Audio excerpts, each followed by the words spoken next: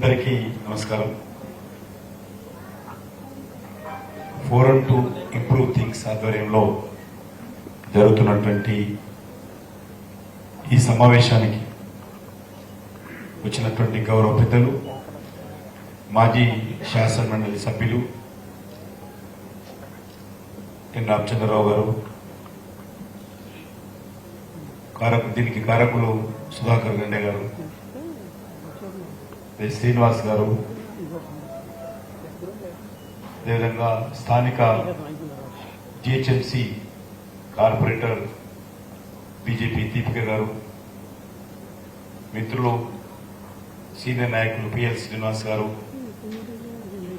అదేవిధంగా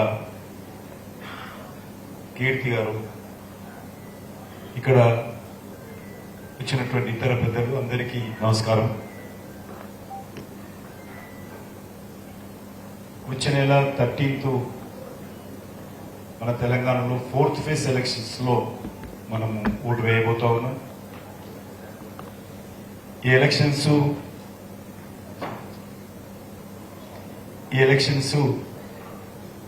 మనకందరికీ తెలుసు.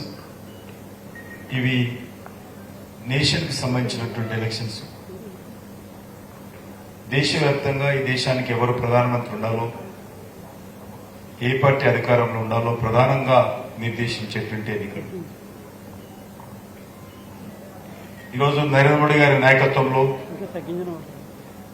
గత 9.5 సంవత్సరాలుగా చేపట్టినటువంటి డెవలప్మెంటల్ యాక్టివిటీస్ కానీ, తీసుకున్నటువంటి పాలసీ పరమైనటువంటి విధానపరమైన నిర్ణయాలు కానీ, చేపట్టినటువంటి అనేక ఇతర కార్యక్రమాలు, అది ఇన్ఫ్రాస్ట్రక్చర్ యాక్టివిటీ కావచ్చు,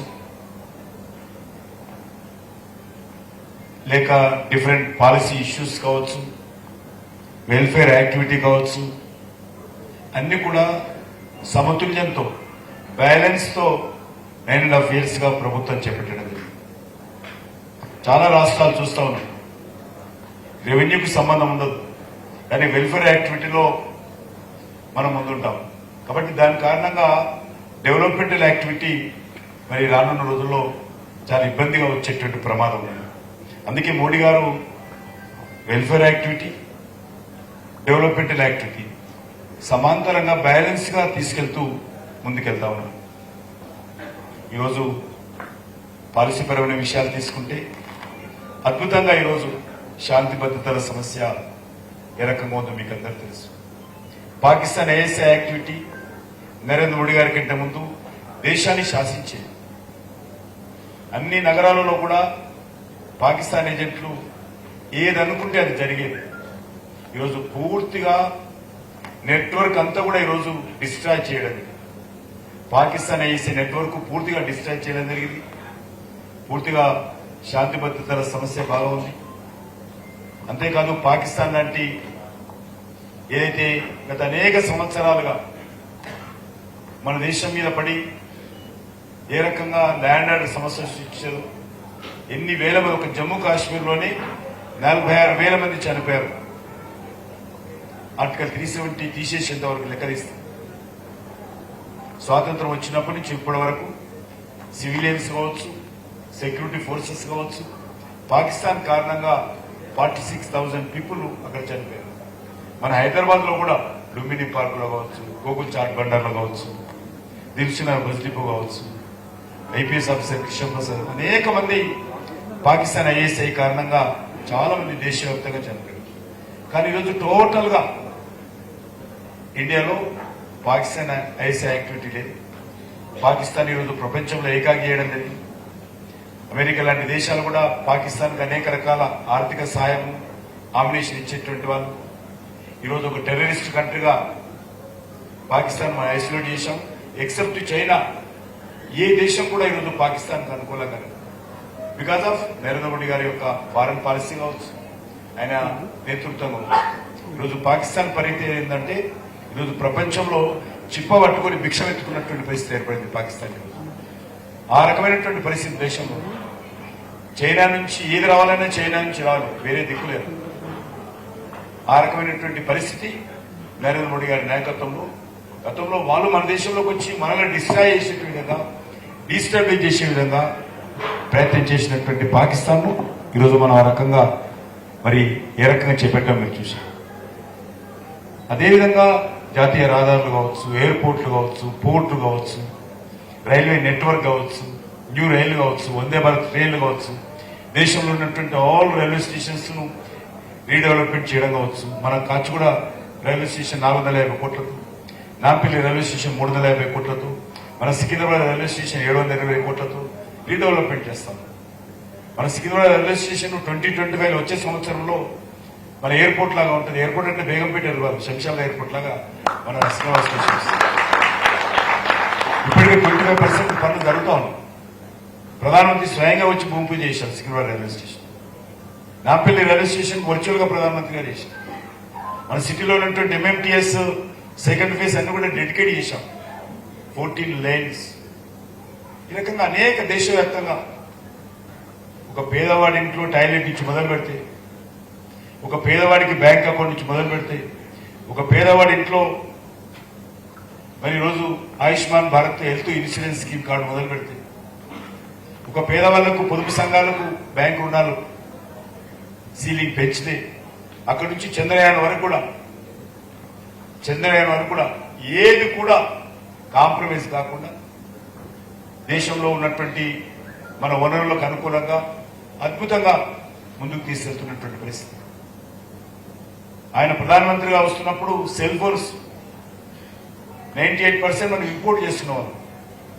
ఈరోజు మనం ఇంపోర్ట్ టోటల్ గా తగ్గించి మనం ఈరోజు యాపిల్ లాంటి కంపెనీకి సంబంధించిన ఐఫోన్స్ కూడా మన ఇండియాలో తయారు చేసి మనం ఎక్స్పోర్ట్ చేస్తున్నటువంటి పరిస్థితి ఈరోజు మనకు. డిఫెన్స్ ప్రొడక్ట్స్ మనం ఇంపోర్ట్ చేస్తున్నాం. ఈరోజు వచ్చేటువంటి 5 సంవత్సరాల లోపల 90% డిఫెన్స్ ప్రొడక్ట్స్ మనమే తయారు చేసుకుంటాం. ఆల్రెడీ ఇంపోర్ట్ ప్లేస్ లో మనం ఈరోజు డిఫెన్స్ ప్రొడక్ట్స్ ఎక్స్పోర్ట్ చేస్తున్నాం. ఎవరు ఊహించారు? ఎక్స్పోర్ట్ చేస్తున్నాం. చిన్న విషయం, టాయ్స్ నుంచి మొదలు పెడితే చైనా నుంచి టాయ్స్ వచ్చాయి. ఈరోజు టోటల్ టాయ్స్ చైనా నుంచి రాకుండా ఇండియాలోనే ప్రధానమంత్రి గారు స్వయంగా టాయ్స్ విషయం కూడా దృష్టి కేంద్రీకరించి మనం బొమ్మలు కూడా తయారు చేసుకోలేమా, అది కూడా చైనా నుంచి రావాలా, మన దేశంలో నిరుద్యోగులు ఎక్కువ మంది ఉన్నారు అనేటువంటి కాన్సెప్ట్ తోటి అనేక దేశాలు ఫర్నిచర్ లాస్ట్ 10 years బిఫోర్ చూడండి ఇండియాలో ఫర్నిచర్ ఏ ఆఫీస్ వెళ్ళినా, ఏ ఇంట్లో వెళ్ళినా చైనా ఫర్నిచర్ ఉండేది. ఈరోజు స్లోగా మనం తీసుకున్నటువంటి చర్యల కారణంగా చైనా నుంచి వస్తున్నటువంటి ఫర్నిచర్ కూడా తగ్గించడం జరిగింది. మనం ఈరోజు దేశంలోనే మనం ఫర్నిచర్ తయారు చేసుకుంటున్నాం. ఈ రకంగా అనేక విషయాలు, చిన్న చిన్న స్మాల్ థింగ్స్, అన్ని విషయాల్లో కూడా మనము అద్భుతంగా మన ప్రభుత్వం పనిచేస్తాం. అంతర్జాతీయంగా ఫారెన్ పాలసీ అద్భుతమైనటువంటి పాలసీ. ఈరోజు నరేంద్ర మోడీ గారు ప్రపంచంలో ఏ ఇన్సిడెంట్ అయినా కూడా ఇండియా ఏం చెప్పబోతుంది, నరేంద్ర మోడీ గారు ఏం చెప్తారు అనేటువంటి విషయం ప్రపంచ దేశాలను చూస్తాం. అంతకుముందు వాళ్ళు ఎక్కడ లెక్క తీసుకునే వాళ్ళు కాదు, ఎవరు కూడా లెక్క తీసుకునే వాళ్ళు కాదు. ఉక్రెయిన్ మీకు తెలుసు, ఉక్రెయిన్ యుద్ధం జరుగుతున్నప్పుడు మన ఇండియన్స్, మన విద్యార్థులు, మెడికల్ విద్యార్థులు 2500 మంది ఉన్నారు. అటువంటి పరిస్థితుల్లో యుద్ధం ప్రారంభమైంది. ఫ్లైట్స్, వార్ ఫ్లైట్స్ అనేవి వచ్చాయి. మొత్తం రాకెట్ లాంచర్స్, ట్యాంకర్స్, మొత్తం ఉక్రెయిన్లో యుద్ధం జరుగుతున్న సమయంలో ఇక్కడ ఉన్నటువంటి పేరెంట్స్ అందరూ కూడా, మన తెలుగు వాళ్ళు కూడా ఆల్మోస్ట్ 3000 మంది ఉన్నారు. పెద్ద ఆందోళన, మా పిల్లలు ఏంటి, మా భవిష్యత్తు ఏంటి. ముందు భారత ప్రభుత్వం రమ్మంటే రాలా. తర్వాత వార్ స్టార్ట్ అయినాక మళ్ళీ ప్రధానమంత్రి గారు ఇటు ఉక్రెయిన్ అధ్యక్షులతో, ఇటు రష్యా అధ్యక్షులతో ఇద్దరితో మాట్లాడి, మా ఇండియాకి సంబంధించిన స్టూడెంట్స్ ఉన్నారు, మా కమ్యూనిటీ ఉంది, మీరు తీసుకుపోవాలి, మీరు యుద్ధం ఆపండి అని చెప్పి రెండు కంట్రీస్ యుద్ధాలు చేస్తున్నప్పుడు మూడో కంట్రీ వచ్చి యుద్ధం ఆపి ఆ దేశంలో ఉన్నటువంటి వాళ్ళ కంట్రీకి సంబంధించినటువంటి నేషనల్స్ తీసుకెళ్లడం అనేటువంటిది చాలా అరుదైనటువంటి సంగతి. కానీ ఈరోజు మోడీ గారు కాబట్టి అయింది. మోడీ గారు లేకపోతే అటువంటివి జరగవు. మోడీ గారు కాబట్టే సర్జికల్ స్ట్రైక్ జరిగింది, లేకపోతే ఆ రకంగా జరగదు. మోడీ గారు కాబట్టి ఎయిర్ స్ట్రైక్ జరిగింది, లేకపోతే జరగదు. మోడీ గారు కాబట్టి ఈరోజు పాకిస్తాన్ ప్రపంచంలో బెగ్గర్లాగా చిప్పు పట్టుకుని తిరుగుతున్నది, లేకపోతే జరగదు. మోడీ గారు ఉన్నారు కాబట్టి ఐఎస్ఐ యాక్టివిటీ ఆగిపోయింది.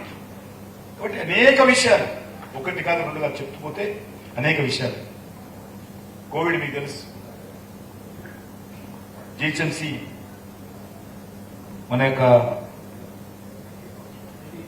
మా కార్పొరేటర్ దీపిక గారు ఆమె ఎలక్షన్లో పోటీ చేస్తుంది జిహెచ్ఎంసీ. మేమందరం బిజీలో ఉన్నాం, ఇట్లనే తిరుగుతా ఉన్నాం ఎలక్షన్స్ లో. సార్ ప్రధానమంత్రి డైరెక్ట్ బేగంపేట దిగారు. మనకు Covid first phase second phase మధ్యలో, ఫస్ట్ ఫేజ్ సెకండ్ ఫేజ్ మధ్యలో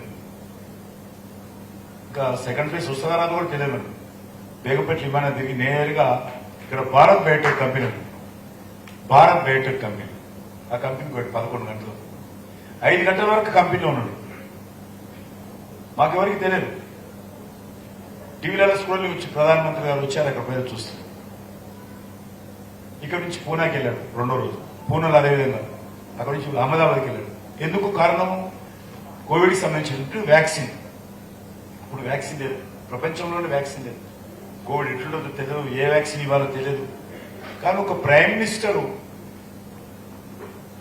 ఒక ఫార్మా కంపెనీకి వెళ్ళి 11 గంటల నుంచి 5 గంటల వరకు అక్కడ ఉన్నటువంటి ఆ కంపెనీలో ఉన్నటువంటి సైంటిస్టులతో, శాస్త్రజ్ఞులతో, ఫార్మా స్పెషలిస్టులతో, మేనేజ్మెంట్తో మాట్లాడి ఎంకరేజ్ చేసి మీకు ఎంత డబ్బైనా ఖర్చు అయినా పర్లేదు మనము వ్యాక్సిన్ కనుగొనాలని ఈ రకంగా మూడు నగరాలు వెళ్ళి తిరగడం అంటే ఆయన ఉద్దేశం అర్థం చేసుకున్నాం. మనలాంటి పెద్ద దేశానికి 140 crores పీపుల్ ఉన్నటువంటి మనలాంటి దేశానికి వ్యాక్సిన్ ఏ దేశం కూడా సరఫరా చేయలేదు.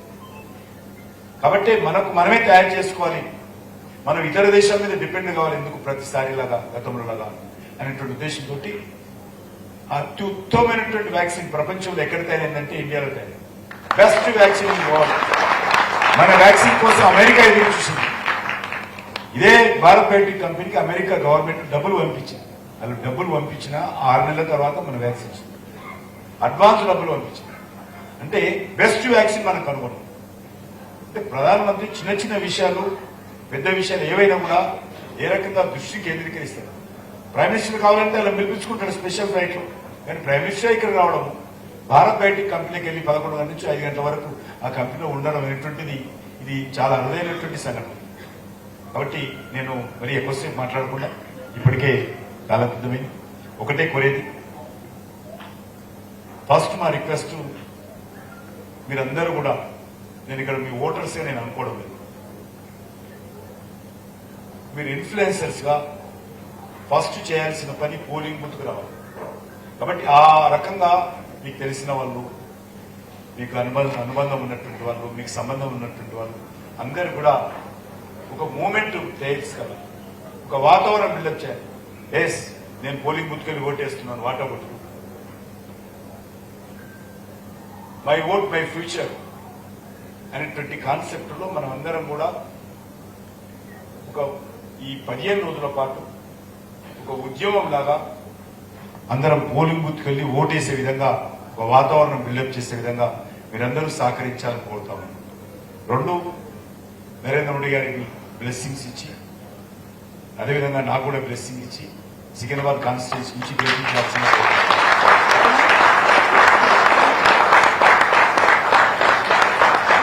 కాబట్టి దానికి సంబంధించి మనం అందరం కూడా మన కాలనీస్ లో కావచ్చు, మన అపార్ట్మెంట్స్ లో కావచ్చు, మనం ఉండేటువంటి ఏరియాస్ లో కావచ్చు, కొంత ఈ యొక్క పోలింగ్ పర్సెంటేజ్ పెంచే విధంగా అందరం ప్రయత్నించాలి. అబ్దుల్ కలాం గారు చెప్పారు, ఓటు హక్కు అనేటువంటిది మన యొక్క రైట్. ఎస్, అదే కాకుండా ఓటు వేయడం అనేటువంటిది మన రెస్పాన్సిబిలిటీ అని అబ్దుల్ కలాం గారు పదే చెప్పారు. చివరి ఉపన్యాసంలో కూడా ఆయన స్టేజ్ మీద ఉపన్యాసం ఇచ్చి చనిపోయారు. ఆ ఉపన్యాసంలో ఇదే మాట చెప్పాడు, ఓటు అనేది మన హక్కు, కానీ ఓటు వేయడం కూడా మన రెస్పాన్సిబిలిటీ అని చెప్పాడు. కారణం ఏంటంటే మన హైదరాబాద్ లో 35% మించి ఓటు పర్సెంటేజ్ పోలింగ్ అవడం, మాక్సిమం 40. కాబట్టి దయచేసి అందరినీ కోరుతాను, పోలింగ్ పర్సెంటేజ్ పెంచాల్సినటువంటి బాధ్యత సివిల్ సొసైటీ. ఓటింగ్ రాకుండా, ఓటు వేయకుండా ప్రభుత్వాన్ని విమర్శించేటువంటి హక్కు ఎవరికి లేదు, ఏ ప్రభుత్వం కానీ, ఏ స్థాయిలో కానీ. ఓటు వేయకుండా గవర్నమెంట్ విమర్శించేటువంటి నైతిక హక్కు ఎవరికి ఉండదు. ఓటు వేయాలి, బాజాప్తా గవర్నమెంట్ ను నిలదీయాలి, అప్పుడు మీకు అధికారం అనే విషయాన్ని మనం మెసేజ్ అందరి దగ్గర తీసుకెళ్ళాలి. కాబట్టి దయచేసి నేను కోరుతాను, ఓటు హక్కు ఉన్నటువంటి వాళ్ళు చాలా మంది దురదృష్టం ఏంటంటే ఎన్రోల్మెంట్ చేసుకుంటారు. హైదరాబాద్ లో 30% ఎవరైతే నివాసం ఉంటారో వాళ్ళ ఓటు హక్కు ఉండదు. మనకు మాకు పట్టింపే ఉండదు. ఓటు హక్కు చేయించుకోవాలా, ఇది మనం 5 సంవత్సరాలకు మన రైట్, ఇది ఓటు హక్కే ఉండదు. నెంబర్ 2, ఓటు ఉన్నటువంటి వాళ్ళు 60% పోలింగ్ బూత్కు రాదు. కాబట్టి దయచేసి నేను పెద్దలందరినీ పెద్ద మనసు చేసుకుని ఈ ఓటింగ్ పర్సెంటేజ్ పెంచడం కోసం అందరం ఒక క్యాంపెయిన్ మొదలు పెట్టాలని మీ అందరినీ కోరుకుంటూ సెలవు తీసుకుంటాం.